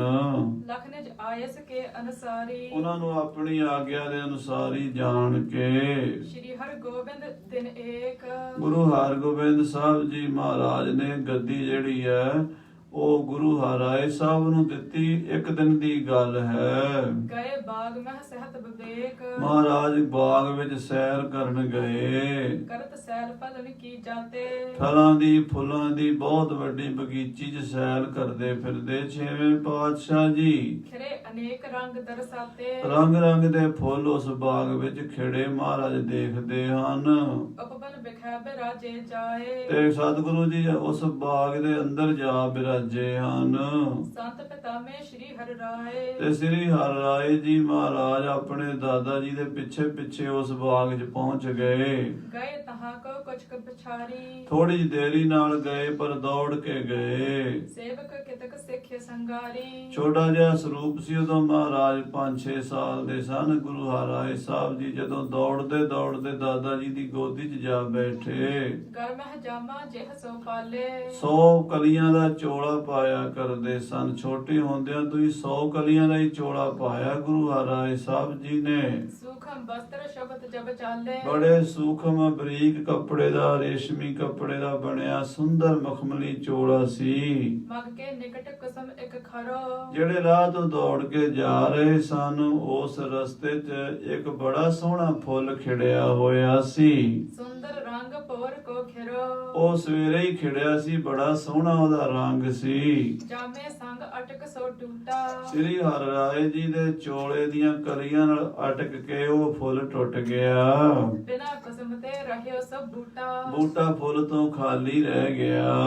ਮਿਲੇ ਪਤਾਮੇ ਸੋ ਪੁਨ ਆਏ। ਔਰ ਫਿਰ ਸਾਧ ਸੰਗਤ ਜੀ ਦਾਦਾ ਜੀ ਕੋਲ ਆ ਗਏ। ਛੇਵੇਂ ਪਾਤਸ਼ਾਹ ਦੀ ਗੋਦੀ ਜਾ ਕੇ ਬਹਿ ਗਏ ਗੁਰੂ ਹਰਿਰਾਏ ਸਾਹਿਬ ਜੀ। ਟੂਟ ਗਇਓ ਸਭ ਨਸਟ ਸਥਾਏ। ਜਿੱਥੇ ਫੁੱਲ ਟੁੱਟਿਆ ਸੀ। ਸ੍ਰੀ ਗੁਰ ਹਰਗੋਬਿੰਦ ਨਿਹਾਰਾ। ਗੁਰੂ ਹਰਗੋਬਿੰਦ ਸਾਹਿਬ ਜਦੋਂ ਉੱਥੋਂ ਦੀ ਲੰਘਣ ਲੱਗੇ ਤੇ ਫੁੱਲ ਵੇਖਿਆ ਟੁੱਟਾ ਜ਼ਮੀਨ ਤੇ ਡਿੱਗਾ, ਖਿਲਰੀਆਂ ਪਈਆਂ ਪੰਖੜੀਆਂ ਉਸ ਦੀਆਂ। ਸਭ ਹਿਨ ਸੋ ਇਮ ਬਾਕ ਤੇ ਉਚਾਰਾ। ਛੇਵੇਂ ਪਾਤਸ਼ਾਹ ਨੇ ਸਿੱਖਾਂ ਨੂੰ ਪੁੱਛਿਆ ਇਹਾ ਹੋਤੋ ਇੱਕ ਫੂਲ ਵਿਸਾਲਾ। ਵੀ ਇੱਥੇ ਇੱਕ ਬੜਾ ਸੋਹਣਾ ਫੁੱਲ ਸੀ, ਕਿਸਨੇ ਤੋਰ ਲੀਨ ਇਸ ਕਾਲਾ। ਉਹ ਕਿਹਨੇ ਤੋੜਿਆ ਹੈ? ਦਾਸਨ ਪੰਨਿਓ ਬੰਦ ਜਗ ਹਾਥਾ। ਸਿੱਖਾਂ ਨੇ ਹੱਥ ਜੋੜ ਕੇ ਬੇਨਤੀ ਕੀਤੀ। ਸ੍ਰੀ ਹਰਿ ਰਾਏ वस्त्र के साथा ਮਹਾਰਾਜ ਹੁਣੇ ਸਤਵੇਂ ਪਾਤਸ਼ਾਹ ਸ੍ਰੀ ਹਰਿ ਜੀ ਦੌੜੇ ਦੌੜੇ ਆਏ ਨੇ। ਇਹਨਾਂ ਦੇ ਚੋਲੇ ਨਾਲ ਅੜ ਕੇ ਉਹ ਫੁੱਲ ਟੁੱਟ ਗਿਆ ਹੈ, पढ़ियो बायो ते लाग सटूटा ਕਿਉਂਕਿ ਚੋਲਾ ਵੱਡਾ ਹੈ। ਹਵਾ ਨਾਲ ਘੇਰਾ ਉੱਡਿਆ ਤੇ ਉਹ ਇਸ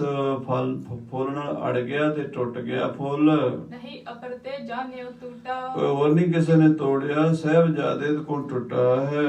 सुनकर श्री मुख ते फरमायो ਇਹ ਸੁਣ ਕੇ ਛੇਵੇਂ ਪਾਤਸ਼ਾਹ ਬੋਲੇ जिन्हों वस्त्र ए तो घर पायो ਕਿ ਜਿਨ੍ਹਾਂ ਨੇ ਵੱਡੇ ਚੋਲੇ ਪਾਉਣੇ ਹੁੰਦੇ ਨੇ सो संभार के कयो नह चल है ਉਹ ਫਿਰ ਸੰਭਾਲ ਕੇ ਕਿਉਂ ਨਹੀਂ ਤੁਰਦੇ? ਉਹਨੂੰ ਸੰਭਾਲ ਕੇ ਤੁਰਨਾ ਚਾਹੀਦਾ ਹੈ। इत उत वायु ते जो हल है ਜੇ ਇਧਰ ਉਧਰ ਹਵਾ ਨਾਲ ਚੋਲਾ ਖਿਲਰਿਆ ਹੈ ਤੇ ਫੁੱਲ ਟੁੱਟ ਗਿਆ ਹੈ। तब ते श्री हर राय समान ਸ੍ਰੀ ਹਰਿ ਜੀ ਨੇ ਉਹ ਬਚਨ ਧਿਆਨ ਨਾਲ ਸੁਣਿਆ ਤੇ ਉਸ ਦਿਨ ਤੋਂ ਬਚਨ ਮੰਨ ਲਿਆ। जामा पहरत होते महान 101 ਕਲੀਆਂ ਦਾ ਹੀ ਚੋਲਾ ਪਾਉਂਦੇ ਸਨ ਗੁਰੂ ਹਰਿ ਸਾਹਿਬ ਜੀ। हाथन सो संकोच चलंते ਉਹ ਫਿਰ ਸਾਰਾ ਹੀ ਚੋਲਾ ਇਉਂ ਇਕੱਠਾ ਕਰਕੇ ਖੱਬੀ ਬਾਹ ਦੇ ਉੱਤੇ ਉਹਦਾ ਘੇਰਾ ਰੱਖ ਲੈਂਦੇ ਸਨ ਤੇ ਤੁਰਿਆ ਕਰਦੇ ਸਨ। ਤੇ ਦੀਵਾਨ ਵਿੱਚ ਵੀ ਆਉਂਦੇ ਤੇ ਹੱਥ ਦੇ ਉੱਤੇ ਚੋਲੇ ਦੀਆਂ ਕਲੀਆਂ ਰੱਖੀਆਂ ਹੁੰਦੀਆਂ ਸਨ। ਇਹ ਉਹਨਾਂ ਦਾ ਸਾਰੀ ਉਮਰ ਦਾ ਨਿਯਮ ਰਿਹਾ ਹੈ। बाक पिता में को बरतनते ਇਹ ਦਾਦਾ ਜੀ ਦਾ ਬਚਨ ਸੀ ਤੇ ਚੋਲਾ ਸੰਭਾਲ ਕੇ ਤੁਰਨਾ ਤੇ ਉਹਨੂੰ ਸੰਭਾਲ ਕੇ ਹੀ ਤੁਰੇ ਨੇ। ਉਹਦੇ ਅੰਦਰ ਕੇਵਲ ਚੋਲੇ ਦੀ ਤਾਂ ਇੱਕ ਰਮਜ ਸੀ। ਗੱਲ ਸੀ ਵੀ ਤੁਹਾਡੇ ਤੇ ਜ਼ਿੰਮੇਵਾਰੀਆਂ ਬਹੁਤ ਵੱਡੀਆਂ ਆ ਜਾਣੀਆਂ ਤੇ ਤੁਸੀਂ ਉਹ ਸਾਰੀਆਂ ਸੰਭਾਲ ਕੇ ਤੁਰਨੀਆਂ। ਹਾਂਜੀ, जब लो देह तरियो जग माहे ਜਿੰਨਾ ਚਿਰ ਸਰੀਰ ਧਾਰਨ ਕੀਤਾ ਗੁਰੂ ਹਰਿ ਸਾਹਿਬ ਜੀ ਗੱਦੀ ਤੇ ਵੀ ਰਹੇ 17 ਸਾਲ। जत वस्त्र कर छोड़ियो नाहे ਤੁਰਦਿਆਂ ਹੋਇਆਂ ਕਦੀ ਵੀ ਆਪਣਾ ਚੋਲਾ ਜਿਹੜਾ ਹੈ ਉਹ ਖਾਲੀ ਛੱਡ ਕੇ ਨਹੀਂ, ਬਲਕਿ ਉਹਨੂੰ ਬਾਂਹ ਤੇ ਧਰ ਕੇ ਤੁਰਦੇ ਸਨ ਉਹਦੇ ਘੇਰੇ ਨੂੰ। इस प्रकार नित रह अनुसारा ਇਸ ਤਰ੍ਹਾਂ ਮਹਾਰਾਜ ਆਪਣੇ ਗੁਰੂਦੇਵ ਦੇ ਬਚਨ ਕਮਾਏ ਹਨ निर्बाह्य गुरता कह पारा ਤੇ ਗੁਰਿਆਈ ਗੱਦੀ ਦਾ ਭਾਰ ਵੀ ਸਤਵੇਂ ਪਾਤਸ਼ਾਹ ਨੇ 17 ਸਾਲ ਸੰਭਾਲੀ ਰੱਖਿਆ ਹੈ। श्री हर कृष्ण टिके पश्चाती ਉਹਨਾਂ ਤੋਂ ਬਾਅਦ ਸ੍ਰੀ ਗੁਰੂ ਹਰਕ੍ਰਿਸ਼ਨ ਸਾਹਿਬ ਜੀ ਗੱਦੀ ਤੇ ਬੈਠੇ। तिनकी पहिला खहो सोबाती ਉਹਨਾਂ ਦੀ ਗੱਲ ਤਾਂ ਸੇਠ ਜੀ ਤੁਸੀਂ ਜਾਣਦੇ ਹੀ ਹੋ। श्री गुरु हरगोबिंद ते पाछे ਗੁਰੂ ਹਰਗੋਬਿੰਦ ਸਾਹਿਬ ਤੋਂ ਬਾਅਦ पहुंची गुरता इन कर आछे ਹੁਣ ਗੱਦੀ ਬਾਬਾ ਧੀਰਮਲ ਜੀ ਕੋਲ ਆ ਗਈ ਹੈ। ਇਹਨਾਂ ਨੂੰ ਗੁਰਤਾ ਗੱਦੀ ਗੁਰੂ ਹਰਕ੍ਰਿਸ਼ਨ ਸਾਹਿਬ ਜੀ ਦੇ ਗਏ ਨੇ। ਇਸ ਕਰਕੇ ਆਪਾਂ ਬਾਬਾ ਧੀਰਮਲ ਜੀ ਨੂੰ ਮੰਨਣਾ ਹੈ, ਹੋਰ ਨਹੀਂ ਕਿਸੇ ਨੂੰ ਮੰਨਣਾ। राम राय को शेख सदीना ਰਾਮ ਰਾਏ ਨੂੰ ਤਾਂ ਛੇਕ ਦਿੱਤਾ ਸੀ ਨਾ ਸਤਵੇਂ ਪਾਤਸ਼ਾਹ ਨੇ। नह गुरता के लायक चीना ਉਹ ਰਾਮ ਰਾਏ ਤੇ ਗੁਰਿਆਈ ਗੱਦੀ ਦਾ ਹੱਕਦਾਰ ਨਹੀਂ ਹੈ, ਸਿਰਫ ਬਾਬਾ ਧੀਰਮਲ ਜੀ ਹੀ ਹਨ। गुरु हर राय सहत हर कृष्ण ਗੁਰੂ ਹਰਿ ਸਾਹਿਬ ਗੁਰੂ ਹਰਕ੍ਰਿਸ਼ਨ ਸਾਹਿਬ ਜੀ पहुंचत पेपर लोक आनंद का ਉਹ ਦੋਵੇਂ ਪਾਤਸ਼ਾਹ ਪਿਤਾ ਪੁੱਤਰ ਤਾਂ ਸੱਚਖੰਡ ਚਲੇ ਗਏ ਹਨ। ਹੁਣ तीर मल बिन अपर न कोई ਹੁਣ ਧੀਰਮਲ ਤੋਂ ਬਿਨਾ ਹੋਰ ਨਹੀਂ ਹੈ ਕੋਈ ਇਸ ਗੱਦੀ ਤੇ ਬੈਠਣ ਵਾਲਾ गुरता की लायक होए जोई ਜਿਹੜਾ ਗੁਰਤਾ ਗੱਦੀ ਦੇ ਲਾਇਕ ਹੋਵੇ। या ते सुनहो मखण शाह ਇਸ ਕਰਕੇ ਇਹ ਸੇਠ ਮੱਖਣ ਸ਼ਾਹ ਜੀ ਸੁਣੋ, गुरु ग्रंथ है तिनके पाह ਸ੍ਰੀ ਗੁਰੂ ਗ੍ਰੰਥ ਸਾਹਿਬ ਦਾ ਪਹਿਲਾ ਸਰੂਪ ਜਿਹੜਾ ਹੈ ਗੁਰੂ ਅਰਜਨ ਦੇਵ ਜੀ ਦੇ ਹੱਥ ਦਾ ਲਿਖਵਾਇਆ ਹੋਇਆ ਭਾਈ ਗੁਰਦਾਸ ਜੀ ਕੋਲੋਂ, ਉਹ ਸਰੂਪ ਵੀ ਬਾਬੇ ਧੀਰਮਲ ਕੋਲ ਹੀ ਹੈ।